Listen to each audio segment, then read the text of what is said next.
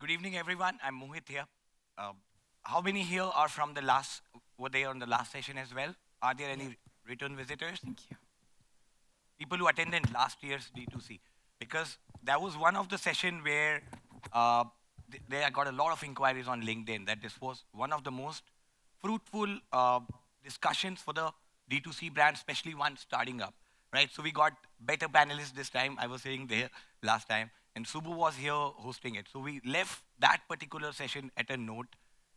We'll be beginning of that. So we have new perspective, but the same agenda. What should be the new face of marketing? I'm Mohit here. I'm founder of Project Perfumery India. So perfumery.co.in is our URL. However, we call it Project Perfumery India because of the same discussions that we'll be having now. So moving on to the panelists, I'll start. They will introduce themselves and we have already did a little bit of preparation and what business model they are following so that you guys can relate your business model with them and walk away with a quick strategy, a go-to-market strategy. Over to you. Hi, my name is Divesh Mehta. I head marketing for Varied Opinion. We started ourselves 10 years back as a D2C online first brand. We are slowly moving into omni-channel omni-channel brand, and we are selling through marketplace and our own stores. And we are now pushing more of brick and mortar stores, and that's where our whole marketing budgets and built up is going on. And we'll further talk about how we are approaching that, how we are marketing a retail location on digital media, and how we are trying to get people to walk in the store. Over to you. I'm Ishita Sawant. I'm the founder and CEO of Meolaa. At the core, Meolaa is a next-gen experience company. I was at university in Northeastern University at Boston when I realized that my own generation, which is Gen Z, needed a new set of experiences provided to them and felt that none of the existing companies were well equipped to do it. The first experience that we decided to revolutionize is e-commerce, and particularly e-commerce marketplaces, largely because they had not been touched as an experience for the last 15 years, which meant that what I was buying, how I was buying it, was exactly the way my mother was doing it, which means that the new generation now craves more authentic, relatable experiences, and that's what we bring to them. We host a curation of over 1,500 purpose-driven, sustainable brands on the platform. And we target Gen Z and young millennials to essentially come shop across categories. We aim to be the most trustworthy marketplace out there. Yeah, thank you. On to BOHECO. Right. Hi, guys. Very good afternoon. My name is Yash Kotak. I'm one of the co-founders and CMO at Bombay Hemp Company. Just very quick show of hands. How many of you guys know what hemp is? Okay. How many of you know what bhang is? Right. A lot more people. Right. So we're in the business of bhang, legal business of bhang. We make industrial grade and medicines from the bhang plant. Our medicines are mainly in the domain of pain and mental well-being. We have products for arthritis, eczema. So our underlying thought was that there are a lot of these chronic conditions where there's no known cure, and the quality of life of patients deteriorates. And there is an elixir amongst us called bhang, but because of that myopic view and the preconceived notion that comes with cannabis, it never really kind of surfaced, right? So we work in the domain of medical cannabis. We're vertically integrated, which means we have a direct control on the whole supply chain from research to retail. We have our own farmer groups, our own facility in Madhya Pradesh where we extract the medicines, the actives from the cannabis plant. We have our own clinic and store in Bangalore, and we're based in Bombay. So yeah, that's what we do. Thank you. Hello, my name is Sarvesh Pande. I am the co-founder of DearCows and Kudej. What we are doing right now is started a decade ago. I was in college back then in Narsee Monji, and just a thought came in my mind that maybe once I complete my education, take up a job, and we get into the race of life, somewhere we forget to take care of our health. And by that time, we are more driven towards medicines. And so what I did is I got on the ground for a year. went all across India, met different communities, farmer groups, pastoral communities, and realized that the view forward is to be progressively ancient. That means the more we are moving forward, we have to take our roots with us. So it's like, when you take off a plane, you also need to make sure that you're getting grounded somewhere down the line. So that's what we do with DearCows and Kudej. We are into A2 milk, which is the Indian native cow breed's milk, and different kind of health products from specific parts of India. So we have the Lakadong turmeric, which is from Meghalaya. So a lot of curated products and not just launching products in and around, but to make sure that the chain is more sustainable. And it's a lot of community driven approach that we are working on. So it's a lot of conversations. I think knowledge is something that we are working primarily on. The product is just a byproduct of the awareness creation that we are doing. So that's what we are into. All right, guys, round of applause for our founders here. Isn't this the youngest panel we have seen here? Or, all right. So coming back, so there are few keywords I have picked up based on your introduction, where your opinion, where it focuses on mostly the age group of 20 to 30, probably. A little bit further now. A little bit further. 20 to 30 would be like, let's say, 70, 80% of it. She curates brands which are more conscious about nature, and they are working on paradigm shift altogether.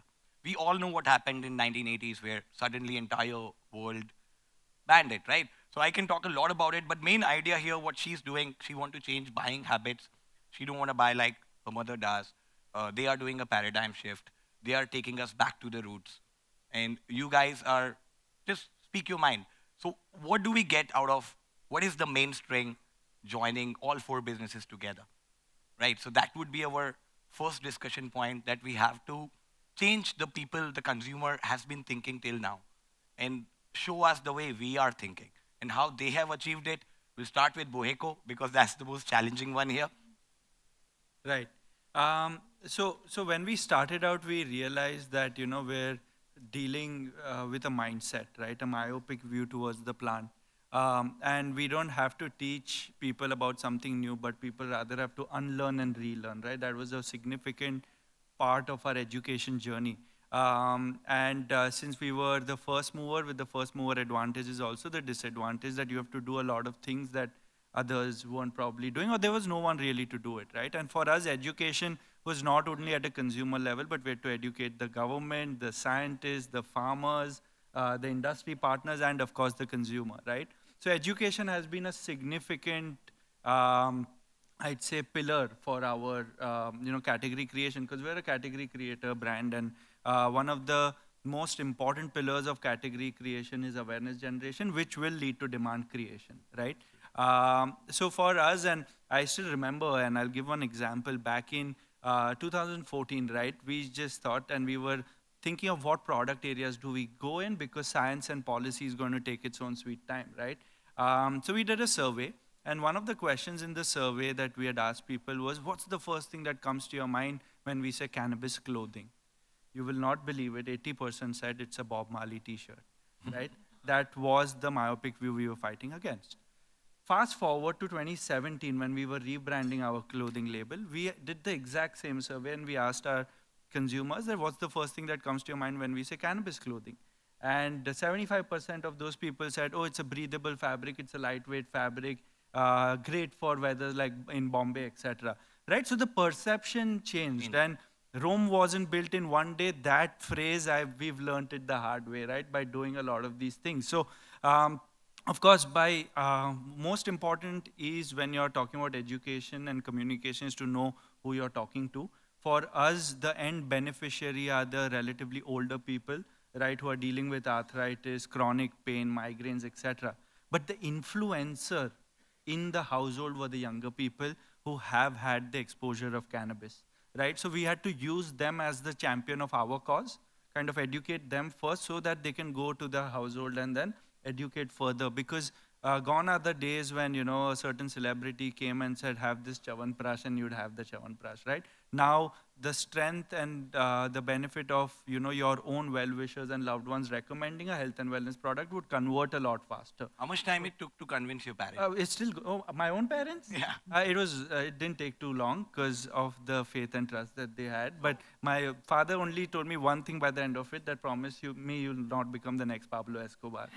I said, and to my heart, that's not going to happen. And 10, 11 years later, it's been a decade since BOHECO's on, and Okay, summarizing what he said, first the change starts at home, right? He convinced his father, so then he picked up the kids in the college wearing Bob Marley t-shirt or breathable fabric or whatever they say it. They would convince their parents, they are going through, let's say, a pain or any XYZ issue, so they know the solution, but they do not say it just because it's banned. It's a bad word to say, something like that. So it's a paradigm shift. In short, first you have to run a pilot where you can convince your product to your own parents, your own friends, and then actually go out. If I can, sorry, just add absolutely. one more point. When you're working in the category that we are, health and wellness, I don't think storytelling, etc., means that much, right? You can get someone in the first time with storytelling, nice packaging, branding, etc., but ultimately the product needs to talk. It needs to be efficacious, right? We have a current repeat purchase of 45%, right? So our problem is not frequency, it's reach, right? And I think that's been the single most important pillar to our growth. It's to have cutting edge products that actually work. Coming to Meolaa, how they look at the market, what were the challenges you faced, and how did you overcome? Yeah. So to be very honest, Meolaa started more as sorry, it's Meolaa. My bad. No worries. Meolaa started more as a passion project while I was at college, right?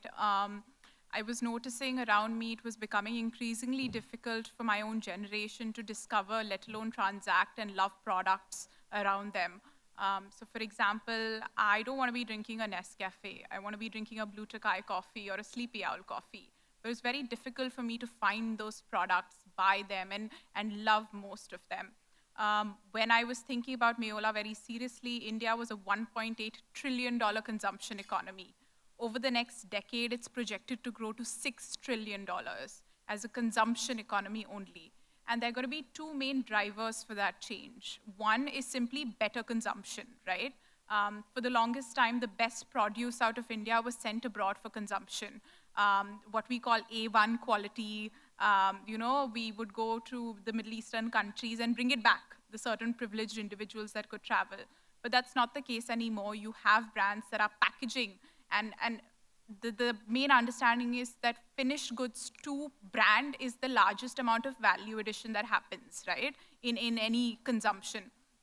So essentially, better consumption is one theme that's going to grow, that's going to drive that 3x growth. The second thing is simply newer categories. As you all know, today India has a very, very aggressively growing middle class, right? Now that translates into new Apple stores being opened. For those of you who are from Bangalore, if you've gone down 12th Main in Indiranagar, there are 5 new Apple stores in a stretch of 2 kilometers. Which means that this new generation, which is Gen Z and young millennials, want to be fairly asset light, and they want to invest in experiences and aspirational products, right, like the iPhone and Apple products, and which is where Meolaa comes into the picture, right? Meolaa essentially personifies what the new generation is looking for, whether it is purpose-driven, because there's no two ways for Gen Z to consume. Everything has to have a positive impact on themselves and then, of course, the planet.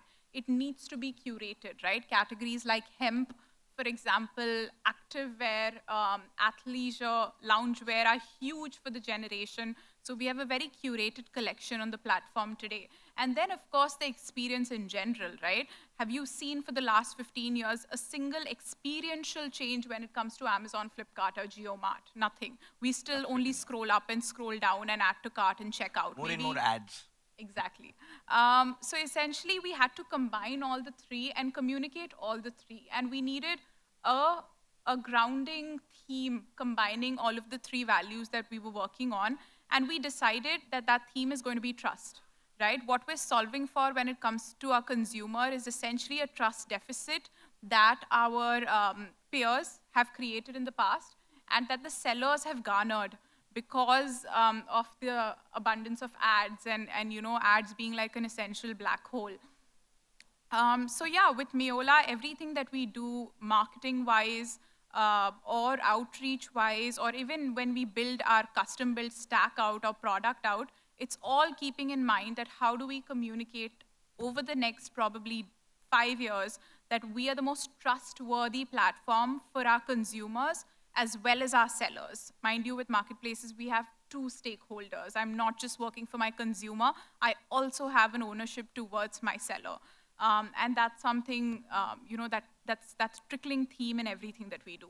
So one thing I would say, what you say, building new generation of consumption or consumers, it's the theme of this event as well. So building the brands for the next generation of consumers, right? So what they are doing, building in a platform, building seller, getting the sellers, buyers, both are like aware about what they are doing. They have they are like proper niche customers, what I would say, while they have more medical customers. Coming back to where your opinion, they have the most number of customers in this room probably. So what's your experience? So I will do a very hard conversation here. Like, I've come from a 5 years industry background where I've handled international brands, Deutsche Bank, Taj, and Reliance, and we did a biggest mistake when we started building out our audiences. We became a funny and a joke brand. Our audiences grew, we did not grow, and and the entry barrier to funny, quirky apparel was so low that you had 50 different brands opening every year, and many brands to pivot, and so did we. But we carried this baggage of a brand that was just focusing on humor, quirky, and we had to reposition ourselves. And we moved on to become a customization apparel platform and a place where you can wear what you exactly want by help of our design tool, or you can design with our own designers or bring your own design. And we wanted to become a place where an individual comes with an idea or an opinion of for themselves, and they design it via all the tools that are available. The problem is, India is a base for an aspirational space. We aspire larger amount. We don't want to be in an inspirational space. Very few inspirational brands exist as in the country. Aspiration like Sara Ali Khan is wearing this, or your Kartik Aaryan is wearing this. I want to look like them, or I want to wear something that will make me feel like a celeb or make me feel like a page 3 person. Building something for yourself is a difficult task. So as I said that our target audience is quite different. Our target audience is from 25 to 45 age group, where it's double income, no kids, or double income and 2 kids, who are kind of gratified in their own life and want their ideas and their opinions and their perspective to be won when they come. And that was quite a shift, because when you walk into a Zara store or an H&M store, which is a competitor in terms of casual wear, they pick up what is trending, they pick up what is worn by models and actors, what is marketed to them, what is told as the color and theme of this season. We wanted them to build their own collection. So we had to, first of all, clean up the whole image. I think we are one of the only brands which deleted every post we made before 2020. We deleted everything. Let's start from a completely blank slate and let's build from there. And we started communicating how we are going to talk to our customers in a different way. And like we started communicating in that format. And we changed our positioning from just being an apparel brand which helped you express, now being an apparel brand and fashion brand, accessories brand that completely empowered you to express yourself by giving you design tools, by giving you design services, etc. And that was a major pivot for us. And we have been building that, and primarily through our retail chain of stores and our online platform. So yes, it's a repositioning place and being relevant to that particular audience. Okay, coming to our fourth panelist here. How's been your journey? I see your domain is completely different. Okay, going back to the roots, giving back to the nature, that other theme, right? So as they've shared their experience, how's been your journey since you incepted? So I'll just give you an example that I think when all of us have been in college, our aspirations have been very different, because we are, as a collective consciousness, we've been in a very different sphere. You know, we are talking about kahan pe job milega, what's the package that we are going to get. So those 4 or 5 years when we are in college, we are in a completely different consciousness. So I think as entrepreneurs, what has always been the game changer has been that we were looking for something more than just that. So that was the primary factor that actually was going on in my mind during the first year of college, that hey, I don't want to do this for sure. So it was more of an explorative journey for me to move out and see what the real world is all about. Because for me, I felt a lot of gap in the education and what I was going to do in due course of time. So what was the main goal was it was more of the rat race. So the maximum you will be is a better rat. So what I wanted to work on was to see something more meaningful where I can be more happy and also see other people being happy with what I'm trying to do. So the journey started with moving out and meeting the pastoral cowherd community. So if you've heard about the Maldharis, or they are called as Bharwads, different, every state has, हम महाराष्ट्र में उनको गौली बोलते हैं. So these have been the communities which have been taking care of cows since thousands of years now. Or rather we would say shepherd community. If you'll go to Himalayas, you will see the sheep community, you know.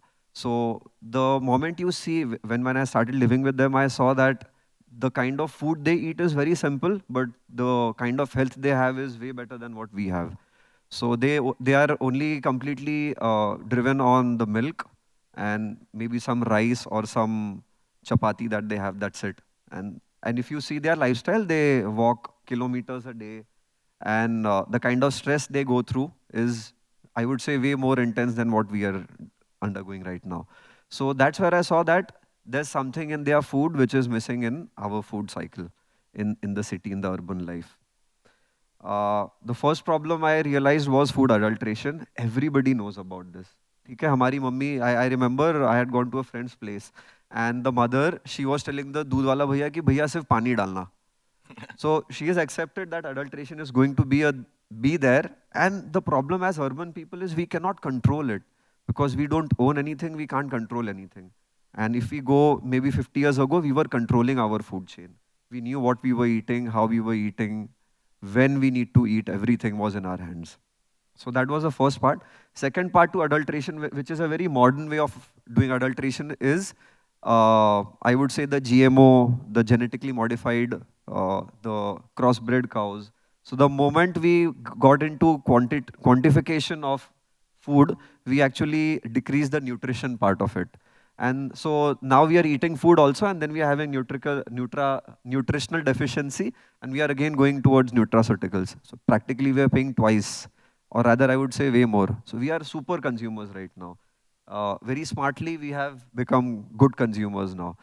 So you will see a lot of gummies now. No, you have vitamin D deficiency, you have E, F. I think A to Z we have all deficiency right now. So second was, if you'll see, food has always been a part of our legacy. Yes, if you see during Gudi Padwa, you'll have something to eat. If it is Diwali, you'll be eating some specific thing. If it's Makar Sankranti, you'll be having til laddus.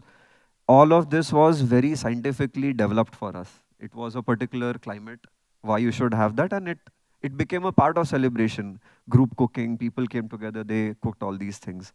So it was a community-centric. Food was not just a thing, you know, you just go to McDonald's, eat. No, it was a part of a community-driven approach, coming together, eating particular things. And health was a byproduct of it again. Third and most important, what I saw was, what I explored was the milk industry. If you see the milk industry, even in Mumbai, maybe 10 years ago and even today, was a very desi approach. दूध वाला आएगा, आपको दूध देके जाएगा. And it's a very haphazard approach. There's one tabela giving milk to like 10,000 people or 5,000 people, and nobody is questioning it, and everybody knows there's a problem. So it's a very funny approach that you know that there's some problem, but you'll keep taking from it. So what we are focusing on as DearCows and Kudej, number one is to be a mission-centric brand, that what you're having, you're connected to it. If you're taking the milk, a rupee per liter every day is going towards the cow-related activities. So during lockdown, we donated a lot of fodder to different gaushalas, to our pastoral communities. Second is to work on a community-driven approach. So when we are connected to a mission, I think we are like, as if we are connected as an entrepreneur community, we are connected to a particular mission to create impact around what we are doing. Third and foremost important I have seen is the moment we talk about desi foods, our approach also becomes as desi. And that desi approach is a very negative approach because we talk very well about what we are doing, but when it comes to services, we are pathetic. So, cow is our mother, you should take milk, it's very good, I am from here, this. And the moment it comes to services, we are equally pathetic. So what we are focusing on is to also make sure that the services are as professional.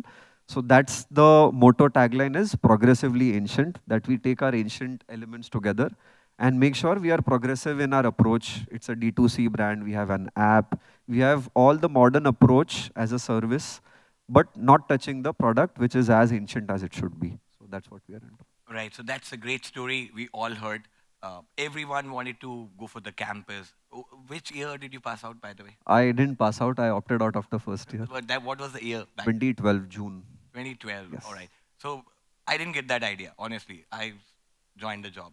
So, after that, so I'll tell you my story. We are halfway down the session. After that, we'll be taking questions, and then we have some data. There are a lot of new people who would like to dive into data.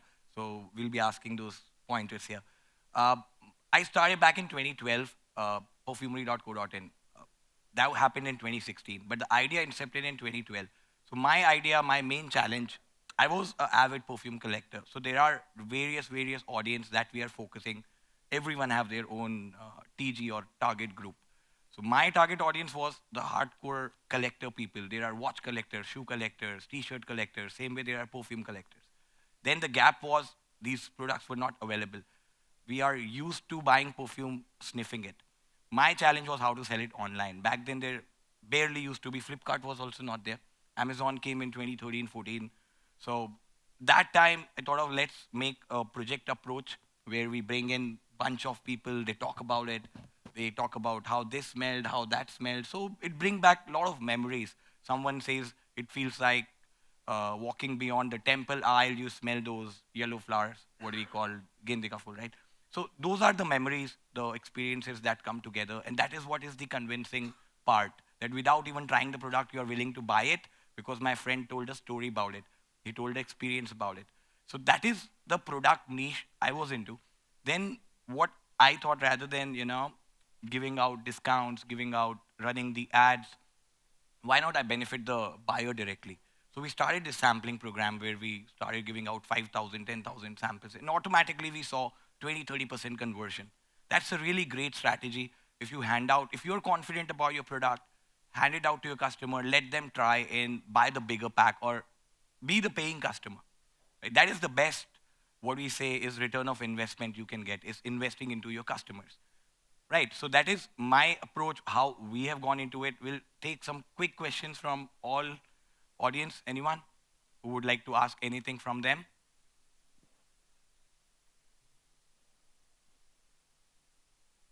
Or should we take it in the last 5 minutes? Right, so diving into the data. You guys run ads, all of you, correct? So let's say your entire part of revenue, how much would be the ad component? This would be for them. That will give a category insight. You don't have to be precise, but yeah, category-wise, I'm comparing, I'm making a chart. Starting with Divesh. So, as I mentioned that we have moved a little bit adjacent to D2C to our retail. Let's make it like the entire spend, not just the yeah, ad spend, but the I think influencer, current, etc. current it is around 15 to 17% is our ad budget. Out of that, performance marketing is around 7 to 8%. It sometimes goes up to 10% maximum during festival season.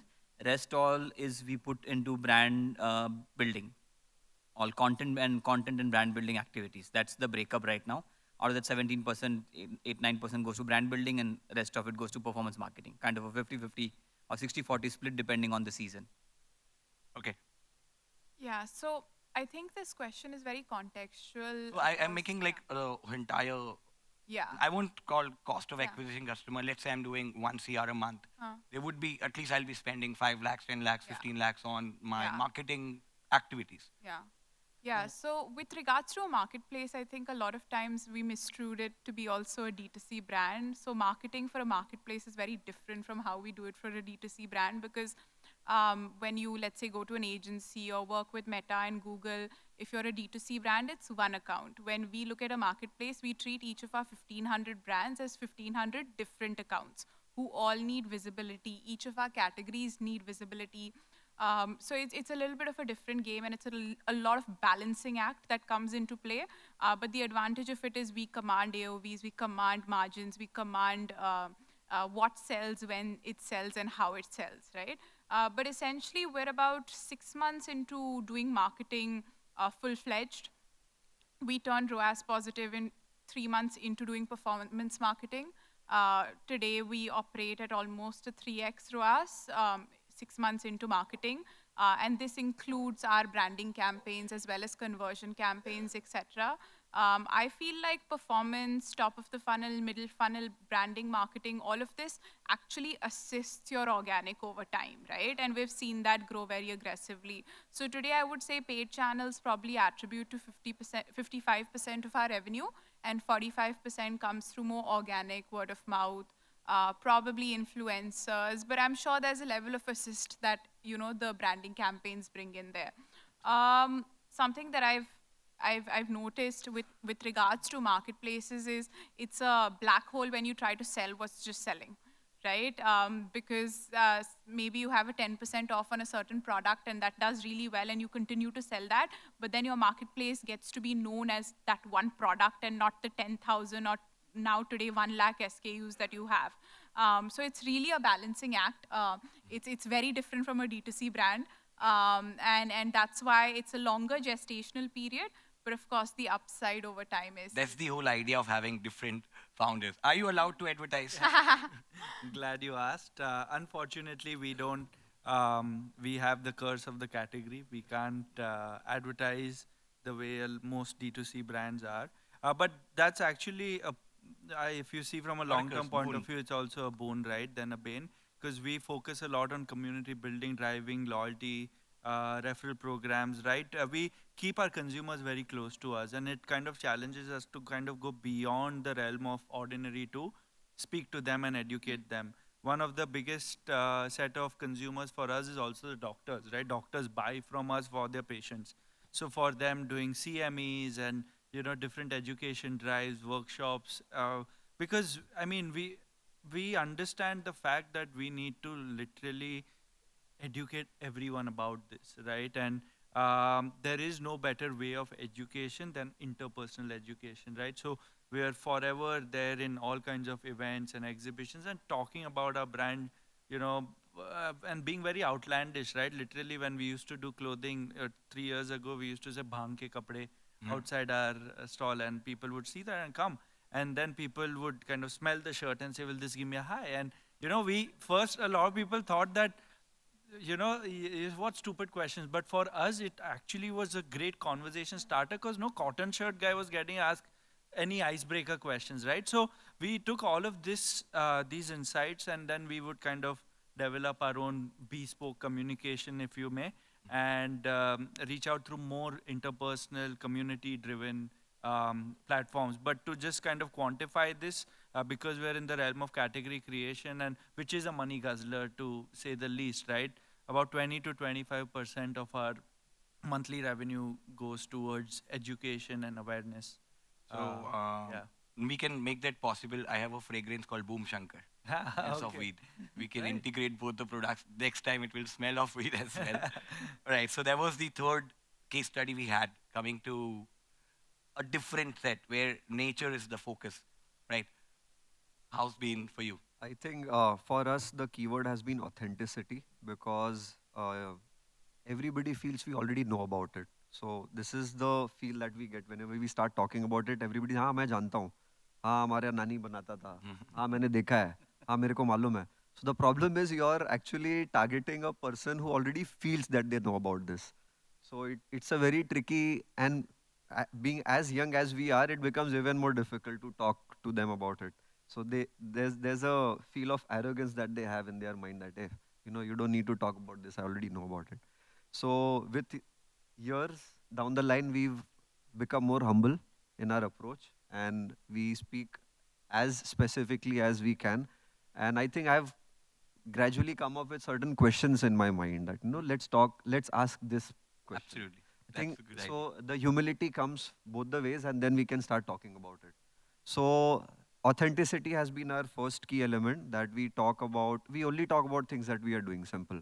So, I was giving an example that during lockdown, people started asking us, are you hand milking the cow? We are like, yes, because the entire stigma that time was, as untouchable as you can have your products to be. We still wanted to keep ourselves as close to nature as we can. But yes, hygienic was a part, so we pasteurized the milk. Things happened there. So authenticity was a part. Uh, Second part to our ads is conversations. So the more we converse with people around, the more I think I got into this because I was curious. The moment I got to know about it, I wanted to share with more people about it. So product has been a byproduct for us. So the more conversations we build digitally also, that's what we are doing. In terms of our ad spend, we are spending around 17% on an average month on month. But it's a very simple thing that we do is more of digital ads. Focus has been more towards physical conversations. I think now we have started learning more of how to use the app, how we can build conversations through the app, use WhatsApp. So different channels, more than the ads, we are exploring other channels now because YouTube, ad is not the only thing now. I think a lot of other that's things. a lot of new avenues that are coming in I met three India. new ideas here. So Yes, like, definitely. because my website being there from 2012, we face a problem. There have been a lot of policy changes. So we are not there anymore. We can't advertise on Google or Facebook just because we have been the early starters. And Google evolved. So there are a lot of alternative way of marketing. We should definitely look at those. Not they are much cheaper, but in long run, they give you a better ROI. Just running ad is easiest thing you can do. The main rest of this topic, as we discussed before, is having an organic approach versus a money-minded or the spending approach. Where the rest of this discussion, it has to be for every brand is different. We have 5 brands here. Everyone have a different strategy, a different way of looking at marketing, a different way of looking at the customers. So at the end of the day, the D2C brand has to come up with its own pointers, the pain points, and then reach out to the customer. So that is the key. How been the government involvement? That is one question. A government has been taking a lot of initiatives in e-commerce.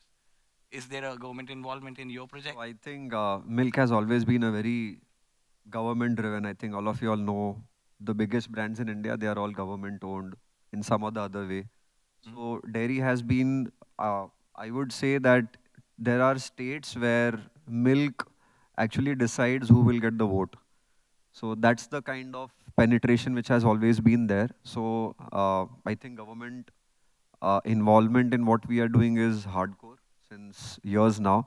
What we are working on is the native breeds of cows. So I think a decade ago, the awareness has started building up that, okay, there's this Gir cow which has gone to Brazil.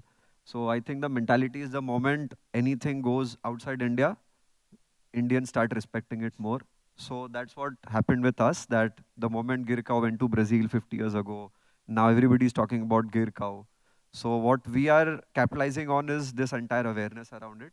Government has started taking a lot of amazing initiatives. Today we have cow dung based. I just went to an event few days ago in Rajkot, and we have products made out of cow dung, from Ganesh idols to beads to decorative items to mobile holders, keychains, anything and everything that you can think of, people are making out of it now. And this is giving a huge boost to rural economy and urban consumption. So the beauty of all these products are these are all sustainable. Mm. So you don't have to talk about the pollution part of it. So yes, again, these are all subsidy based, the machinery. Those machines are being also made by the rural entrepreneurs now. So it's an ecosystem development that's happening. I'm talking specific to the native breeds of cows. A lot of new breeds have gotten registered, which had never been. Like Badri cow from Uttarakhand got registered in 2017. So I think the moment you recognize the stamp of government of India has the Gir cow stamp, the Halikar cow stamp from Karnataka. So a lot of things that are happening now. Moving on to government involvement with your project, whether it had been supporting or obstacles, or how been your Well, experience? Well, without the government, I mean, they're the karta dharta of our industry for sure. If we have to keep them happy, right, Mhm. to say the least. But like he rightly said, right, and I echo the same sentiment. Till the time haldi doodh doesn't become turmeric latte, you're not going to value it, right? And that's the thing with cannabis. It is recognized as 5 most sacred plants in Atharva Veda. It is a huge part of Ayurvedic texts and very big part of Ayurvedic medicines. But till CBD, THC, these modern day cannabis concepts didn't come into the foray, people didn't pay too much heed to it, right? So for us, the policy changes, there are new requests. We have, in fact, we are constantly educating the government guys because the bureaucrats, technocrats who read the law are one set of people, but the enforcers are a completely different breed of people. And sometimes they're playing a different song You must have altogether, a right? consultant in between. Well, we see the thing is we've realized that we've taught ourselves the NDPS Act 1985 inside out, right? I can say it in my sleep. So the amount we know about the act to educate a consultant, etc., is a different ball game. So we become that consultant, and our approach is very simple. We put science at the front of the co, right? In order, if you want to challenge science, you want to disprove science, you have to use science, right? So research is fundamental for us. We're studying over 350 varieties, Indian germplasms, cannabis varieties from remotest parts, from Manipur, Nagaland to Himachal, A lot of everywhere, right? land races. Correct. And India is the birthplace of cannabis. It originated in the Himalayan region. The world has taken it on their voyages. Christopher Columbus carried so much hemp seeds on his voyage. He took it there, and now it's a billion, trillion, whatever the number is, dollar super crop. But we're still Why I catching raise up. this government thing because we are talking all D2C, but now government is also getting involved. They're seeing the scope. Uh, like you said, we have been getting oud from Assam, Tripura, and convert them into perfume. So there's a government involvement. Even government is more pro e-commerce nowadays. You know. So coming to the marketplace, this is the last segment. So how I understand you come from a different angle from a D2C. What would be your advice or your takeaway for the audience, the new D2C brands here? Yeah, I think overall, the question changed a little. So, No, it's just but your yeah, advice no, to no, them. absolutely. So, I think overall, what we've got to understand is while pre-COVID, probably the Indian consumer was an extremely value-seeking consumer looking to get something good for their buck. That's not the case anymore, right? Right now, the Indian consumer is an extremely well-versed, well-read, well-researched consumer, which means that they're not necessarily looking for the best value in terms of the price, but they're looking for the best features and product packaging and all of that stuff. I think recently I heard the founder of Nothing, the phone brand, talk about this, that, in comparison to other Southeast Asian countries, they see the Indian consumer be a lot less price sensitive. So gone are the days of your snap deals and your Shopsies and stuff where you need aggressive discounting. If a consumer is getting convenience, is getting a fabulous experience and a great product that's good for them, and then of course good for the planet and the environment around us, they're willing to put at least up to a 20% premium on the table to buy that product, right? And you mentioned early on that we're in a niche. I also felt so when we started off, right? Going after a small target audience, elite 1%. The person who actually broke this myth for me was one of my first angel investors, who's Nikhil Vora. He's the founder of Sixth Sense Ventures. And Nikhil is an investor in a lot of the larger consumer brands, the new age consumer brands. And he said, you will not understand the speed at which, when Bharat starts adapting, how quickly they'll adapt to this, right? Because as you mentioned for your brand, Bharat is deeply rooted in sustainability as a concept, right? The ideology of conscious consumerism stems from here. So for them, it's actually a means of just going back to their ways. I'll give you one story while signing off. Is essentially, I do a lot of customer interviews and calls every single week. And we typically try to shortlist consumers who have purchased a very unique product and come from a very unique pin code also, right?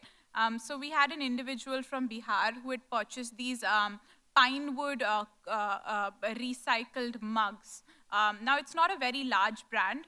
It wasn't a very amazing looking product, quite neutral colors and stuff. So we were very interested as to why this gentleman had bought this product. Now, the gentleman didn't speak English, he spoke Hindi, so I spoke to him in Hindi. And he said that, see, locally, we have two options, right? One is the ceramic mugs that I get at my local market. My kids break it every single day while I'm having my tea. The second option is melanine. It's not good for me. If I put it in the microwave, it starts chipping and I ingest the paint. This was the thought process that a man who cannot speak English sitting in Bihar from a farmer family had, right? And he had gone and searched the internet for alternatives and then came across this one product and purchased it. Now, this particular product was 2x the price of probably a ceramic mug. And that's when we realized that we're not a niche, right? We're just waiting for that kind of larger target audience to open up and adapt to this. So yeah, that's essentially where we are. That's why very consciously in our marketing ads, we ensure we always have certain open targeting ads. Because then we identify consumer cohorts from there, and we're not defining our consumer, we're letting our consumer pick us. That, it's quite interesting. It's a better approach. Yeah. You're expecting the unexpected. Coming to hear your opinion, I see you could be, one of those brands which every company can make t-shirts on. So we are fighting that dogma also. We've been known for t-shirt for a long time. We have 50 products as such. But Yeah, but the t-shirt is like what every company needs to have it. No, I'm just For building on that. Saturdays, for lunches. So we work for we do some B2B work and B2C. What as she mentioned that, and it's recent study done, I think by Sharp's Institute, that the psychology of consumer has changed from value. It has gone to experience. Experience is going to be the driver for personal, professional growth also, and in purchase also. So if we provide the right experience to consumer, funnily, it's now that I read the study, I can see the reviews back. We have a lot of Google reviews on our store listing. Experience is one of the highest typed in keyword, that they had the best experience customizing at our store, because it was better than what a regular vendor offered, or better than what they could find on internet, and they loved it. And because of that experience, they are ready to pay that 25% premium, or the difference in product and quality pricing, and they're comfortable with it. And very interestingly, our first purchase AOV is around, at the store is around 1,700, 1,800, and second purchase goes up to 4,500 to 5,000. So there is a stark difference because they enjoyed it, they loved the experience, they loved how they interact with it, and since it's customization, it's very personal, and the human involvement is very high. So because of high number product and the experience being great, we are having that particular moment where a brand is imbibed as something that they can depend on, something that they would love to go back to, something they would enjoy being, buying, and as a buying experience. Funnily, we have seen the pattern where our customers are citing our stores managers and store teams' name in their reviews, saying that, okay, this guy helped me to buy something and created something with me. So I'm coming from that perspective, that if we are able to build that experience in any form of way, by providing it online or offline, how we communicate with our customer, it is going to change the way our brand is going to be perceived, and it will have a longer space in our customers' mindset, and we will of course enjoy the benefits of repeat purchase and a higher average order value and higher lifetime value for sure. All right, so we have last few minutes into the conversation or the discussion. We indeed had a great discussion of brands coming from different areas, different products. Time for questions. Anyone have any questions with any of the founders? Can raise the hands. Anyone? Or did we give all the information to you guys? Okay, so we'll quickly summarize it.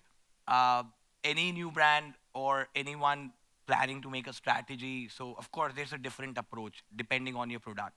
And nurture your customers rather than, it has to be a balancing act, as she said. You have to nurture the customer, at the same time you have to, acquire new customers. So it's never black or white. Every brand has its own strategy to make. And I'll leave it on you guys for questions. It's Mohit signing off, and our panelists. A huge round of applause for all. Thank you. Thank you, Mohit. Yep. Question.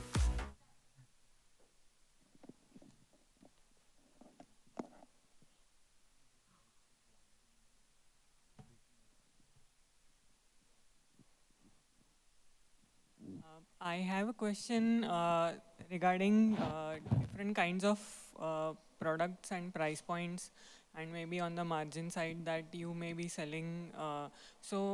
Specifically, there may be certain products which are like breadwinners for you, which have typically low margins, which will sell by themselves, which you don't really even have to push to the customers. And on the other hand, there may be products which will do better margins and you will want to sell them, but it is difficult to get the customers for those products, or so they are typically low search volume keywords or those kind of. So how do you optimize Your between? question is to a particular panelist. No, actually, I'm not sure if any of you I has think she could specific. answer better. Or I could answer. All right. So there is something Yeah. called hero products. Right. So Yeah. whenever you're running an ad, you have to learn, relearn. We heard it so many times, right? So you have to keep analyzing the data. Anytime, just you sort by number of clicks, number of amounts spent. If you see this particular product is taking too much of money, ad money, and not giving you orders, it's foolishness to have it active. You just pause it. So that optimization is needed at every day whenever you're running the ads or running the campaigns. While your hero products, you have to segregate hero products. Your hero products cannot have same bidding or same budget as your unhero products or the villain products, which are eating up the money. That would be my answer, is the optimization. So I think like your hero products are always your bread and butter, right? You've got to keep that going. It's going to it's going to get that GMV number in, it's going to get that order number in. Very consciously putting aside a small percentage of your budgets to experimentation on a monthly basis makes a lot of sense, and we have seen it works pretty well. From that experimentation, over time, some categories, some products will graduate into your stable budget. So I think it's an A/B test, constant A/B test. Try, but don't ever let go of your bread and butter, because that's what's keeping you afloat. And also, you don't need an ad expert to run ads because you're the best one to know your business. So you have to decide on that. You can't rely on a ad company. They'll tell you how many types of campaigns are there. At the end of the day, you're the one to choose and which one to promote, which one not. This is the last question for the evening. Yeah, hi. Hi, my name's Vivek. Amazing knowledge what we got today from you guys. Especially the cow thing. I've become a vegan actually because of the milk adulteration you spoke about. A lot of people must be experiencing this, turning vegan, trying to have oats milk and all that kind of stuff. Are you addressing Pan India right now? Are you? So for the milk, we only do in Mumbai. The health products, we do pan-India, even Okay, exports. you just made me a little happy. I'm in Mumbai, so all right. Okay, so basically, how are you planning to reach Pan India? Because see, right now the major problem what people are facing with the health issues, what you spoke about, majorly milk contamination, biggest milk. The primary point what he said, खाली दूध में सिर्फ पानी मिलाना. That is a primary because we've heard bad stories about it. We've seen actually my doctors actually suggested my daughter not to have milk. Can you believe that? The doctors are actually going against, and I'm sorry, I'm just going to a particular product right now. Then probably hemp is something I'm very interested in, but later. So yeah, milk, THC actually.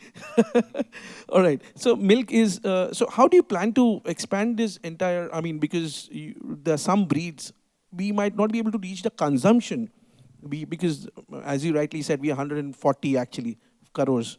How are you planning to actually expand your the entire, because it's a natural thing. How are you planning to do that? Thank you so much. So I think the beauty of Indian context is you don't need to expand your product. I'll give you an example. So it happened with me naturally. When we started working with a pastoral community outskirts of Pune, a few months down the line, I was traveling to the Uttarakhand region. And I again met the pastoral cowherd communities there, and they asked, "आप हमारे लिए भी milk के लिए कुछ करो." But it's practically not possible sitting in Mumbai to, even if I have a genuine intention, I can't help them. The idea struck was, oh, let's do ghee. So that's how we ventured into our breed-specific ghee products now. So I cannot work with See, there's always the beauty of Indian context to health products was it was quite region specific. You cannot just, today I cannot stand and I can say I'll make sure that every single 140 crore people should have desi cow milk. No, no, not about that. I understand the whole aspect. I'm so sorry. I'm just cutting down because there's one point which I just missed. Price point. Price point is because I think I have not seen your price range, but I'm So sure it must I'll be. share about that. The moment you get onto health products, be rest assured that you cannot be matching the price of the normal generic products. It's impossible. So when we go out there, like we are doing E2 ghee in Singapore, we have been historically the first brand to go officially to Singapore in E2 ghee. And the Amul ghee there and the brands around are around $10 per liter. We are at $34 per liter. So I'm giving you a dollar example because dollar, 3 times the dollar is huge decision making factor for a person. Just few months ago, I was standing in Singapore in one of the malls and promoting it 10 hours a day just to understand what kind of customers are coming and quickly because retail buying is not too much of a time that they have. So I just had 20 seconds, 30 seconds, a minute with them and people were buying this product. So I have a very clear confidence that people who want health, they will stand, they would want to listen to you and they will buy it. So price point is not a big concern. हर किसी के पास अब पैसा है. People know now this कि भाई मैं insurance में तो डाल रहा हूँ 18,000 20,000. Oh, that's Why a not nice for one. the That's food? a good example So actually. that's what we are focusing on. We are not targeting कि, let's start discounting, let's give people sasta products, health products should be sasta. I don't think so we are doing that. All right, guys, Thank you, thank you. Time's up. Last time they will tell your URLs to check my venture. You can go perfumery.co.in. It's DearCows.com. BOHECO.com. Meolaa.com. It's wyo.in. Right. Thank you.